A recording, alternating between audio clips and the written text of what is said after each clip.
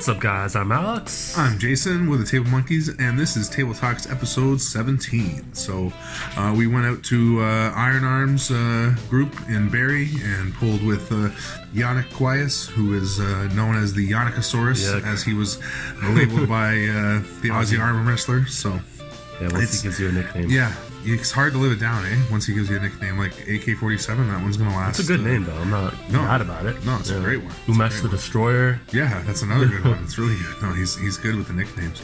But yeah, Yannick's a beast. Crazy strong hand, and just starting to get training again.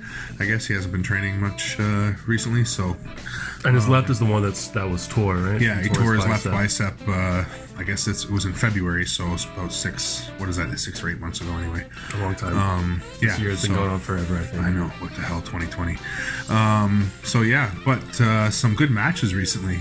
So we decided we wanted to talk about styles and matchups. Because we love pulling with different people, traveling around Ontario and seeking out different hands so we get more experience. Thanks to armbet, we got people like this guy here, Will. I've been talking to him on armbet, trying to get him out to a practice. He finally made it out to one.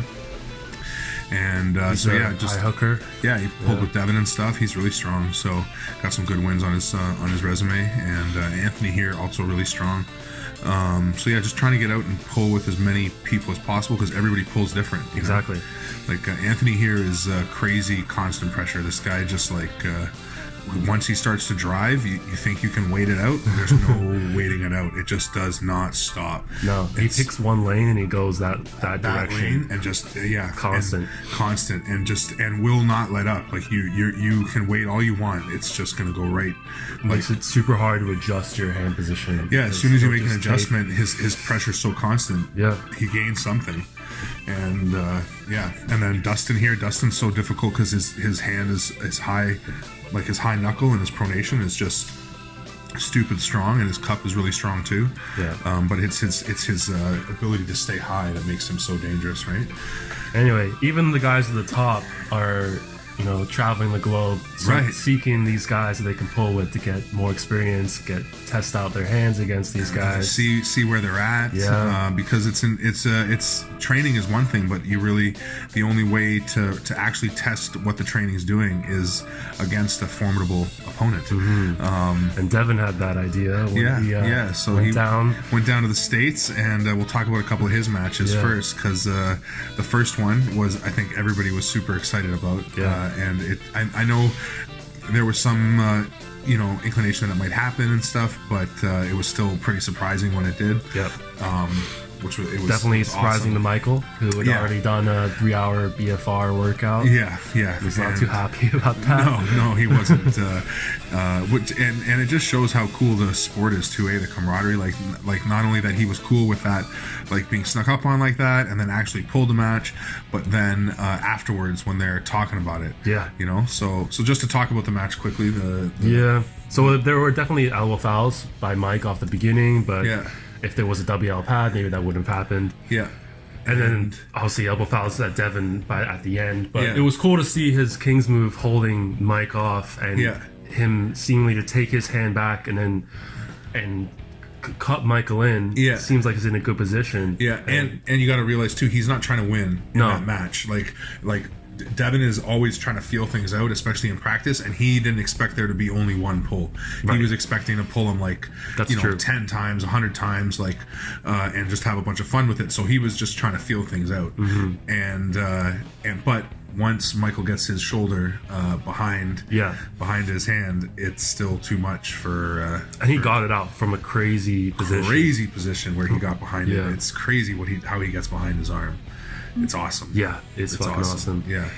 And but the coolest part I thought of that whole meetup and everything was the way they were talking to each other afterwards, and how they're actually going over what they did, and how Michael's telling Devin your King's move has gotten better, your hand's gotten better, all this kind of stuff, and It's like, could you imagine, like we talked about, Khabib and McGregor doing that after a fight or before a fight or anything? Making the point, no, and instead when a Khabib's guy sneaks up on Conor and beats up one of Conor's guys, there's no other sport where it's the competition is this direct that you're like hand in hand, face to face with your opponent, literally fighting to smoke somebody else's arm to the pad. But then like just the camaraderie right after you're best friends again. Yeah, that was awesome to see. Even the match, if I don't know if you watched it yet, but that fucking Arm TV had that was from that tournament in Texas with Michael and the Gorilla and all those guys. There was like a headliner match to see who was the best guy in Texas, and it was a super match. And same thing, it was like total, like they were like at war the entire time, and then as soon as the match is over, they're like just hugging each other, like good match, you know. Yeah. And like it's just it's just part of the sport. It's so cool, you know. So then the next match, Devin going down to Derek. Yeah, goes over to Vegas, pulls Derek Smith, the big giant out there. Yeah, and Derek has looked. You saw Derek pulling Larry a while ago, and I can't remember seeing him against other real like. There's a video not long after he pulls Devin where he's pulling Chance, and he's just kind of handling Chance like no problem. So Derek's definitely strong. He's definitely a big guy, but once Devin gets in your head. Devin turns on the switch, and he's so good at manipulating his opponent's mindset. Yeah, and he did it from the beginning. He like probably he made it a point to during the video talk some shit against Derek, message him some things like make sure to look at your hand, like, stuff like that. He's always playing the game. Yeah, it got to the point where it didn't even like you made the point that it didn't even look like Derek really knew how to set up at the table. Yeah, which is not the case. We know Derek knows how to arm wrestle, but he was in his head enough that like his feet didn't look like they were in a good position. Like his hand looked soft. He wasn't fighting for the high ground. Yeah. And what it was clear, he wasn't fighting for things. He was expecting the ref and the reffing to do a job for him, which that's totally what happened to me against Curtis. Not that I could have beat him in that match, but I totally didn't fight for myself. I was expecting the ref to do the fight for me, like to get me my wrist back, to get me this, to get me the setup that I wanted. Yeah, well, you have to fight for that stuff. Like the fight, being unwilling to compromise in the setup is such a huge part of this sport. Exactly. And Devin knows how to get in your head and take that fight away, and he fights in such a different way, and then that fight that speaking of the fight is so important. Yeah, and it showed up again in another crazy exciting match between Schoolboy and Khalid. Khalid. And that match was just to start off with the first round, Schoolboy had good fight in the setup. Like he knew what he wanted. He could tell that Khaled's hand was obviously strong, and he knew he was going against somebody strong. But I don't think he had any idea what he was in for. Yeah. Which also shows like not knowing anything about your opponent with this sport. It can be risky. It's good to have an idea because there's so many different angles that are so minor. And as strong as Khalid looks, he's obviously got some weaknesses, and they're not in his hand. But so in that first round, it looks like Schoolboy just goes right at his hand, takes him outside his shoulder, takes his hand, bends his wrist back a bit, and then Khalid goes, "What the hell are you doing?" and just scoops him back in. Yeah, from a completely bent back wrist position. Yeah, and open, and his arm was opened up a bit. His arm was open, he's outside his shoulder, and his fingers are going back. And he just goes like he's curling one of those 45-pound plates, just cups him back in, pulls him back towards his body, and at that point, Schoolboy is like still hanging on, and you can hear in the video a very distinct snap. Yeah. And then his wrist bends back, and you can see Schoolboy go, "Oh shit," and just force his fingers under to buckle or to bail. But it's clear he got injured right there. And I mean, in the moment, it wasn't super clear, but it was like, maybe did that just happen? And then you could just see with the way he was going with his hand and everything, and he had no cut at that point on. He was still able to slip twice out the back.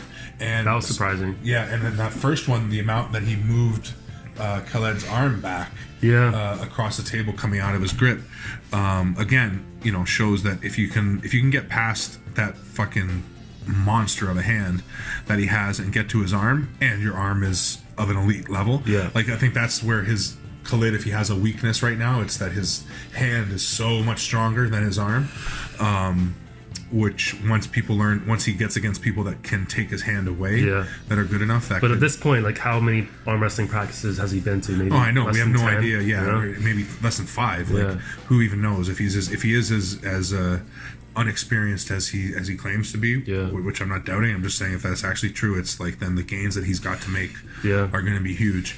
So in that second round, you can see Schoolboy trying to fight a little bit more. He's like, this is where the fight takes over. He's realizing like he's that this guy is for real. He's like trying to. Oh, that's the round where they're starting to where they're really like fighting in the setup and they're frustrated with each other. Yeah. And and you can see that Schoolboy's like, wow, this guy's like proper strong. Like even if I turn him into a hook, I don't know that his arm's opening up. But Khalid wasn't having any of that, and he was fighting right back. Yeah.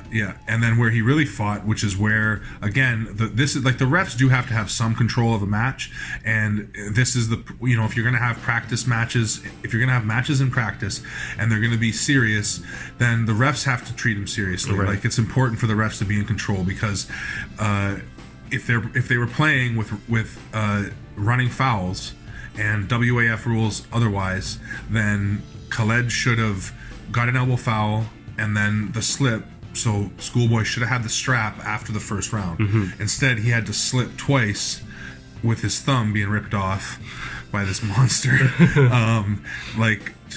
Before they actually agreed to put on the strap, and that's where Khalid's fight, where he was like, no strap, like you can hang on to me, I'll hang on to you, we're just gonna pull. And Schoolboy wasn't fighting, and neither was his brother fighting. Nobody fought for that. They should have been like, no, we're not gonna pull you then. And if you're gonna pull, we're gonna pull by the rules. You've already got an elbow foul on this, you're gonna lose the round if you foul again, and like. Because if he wants to really arm wrestle, those are the things that he's going to get to, which it looked like those were the things that were frustrating him, which is where where sports separate the men from the boys, because you can be as talented as you want, but if you don't want to play the sport properly, like people who play it properly will get the best of you eventually. Exactly. So anyway, he's a freak, and if he takes the time to learn the sport, and he's got the good attitude. Michael for Todd's coming down to Dubai. That's soon, gonna be amazing, right? Hopefully, he can take some pointers from him. And he's going down mainly to work with Larry. He just said, and I'm obviously going to have to grip up with this monster of a hand, because Khalid's hand is just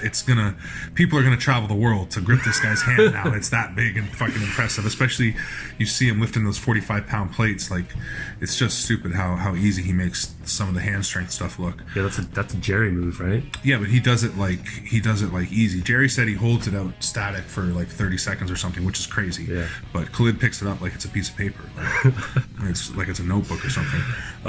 Anyway, so Schoolboy and Larry was the other match. Yeah. Which kind of went as expected, right? Yeah, it did go as expected, but I mean, he made Larry look even. He flew through him. I know it's Larry's left, and Larry maybe not as strong, maybe right would have looked different, but Schoolboy's better on his right too. Yeah. The point is that arm wrestling is so technical. When Schoolboy hit him with an actual hit, Larry has no opportunity to engage his strength, and then Schoolboy let him hit and held him. And again, it's such a technical sport that as much as you can be strong, if you don't know how to apply that strength, like Schoolboy even says, right? Yeah, in the end, that he didn't even know how to hook him properly. Like he didn't. Yes, but he also said like he didn't feel any pressure. Unfortunately, he's like somebody as strong as he looks. I'm with that physique. Yeah. And I don't think he was trying to shit talk him too much. He was just making the point, that this is sport. It's so much about technique, and as Devin makes the point all the time, it's a fucking hand sport. Right. As much as it's called arm wrestling, and your arm is attached to the hand, and that's a big part of what it is. If your hand isn't, and look at again Khalid with the arm that he has, I know he's strong in other places too, but it's his hand that is just unbelievable, and it makes him already at an elite level. You can see Larry was never even able to cup his hand in during that match. Yeah. Anyway, styles make matchups, and it's we got some matches coming, practice matches, but they're going to be relatively serious. We'll talk about them in another video. We'll be fighting. Yeah, but we'll be fighting in the setup, fighting after the setup. It's a fight nonstop until it's over, and then you're best friends. Yeah. So if you like the video, like the video. See you next time. Monkeys out. Peace.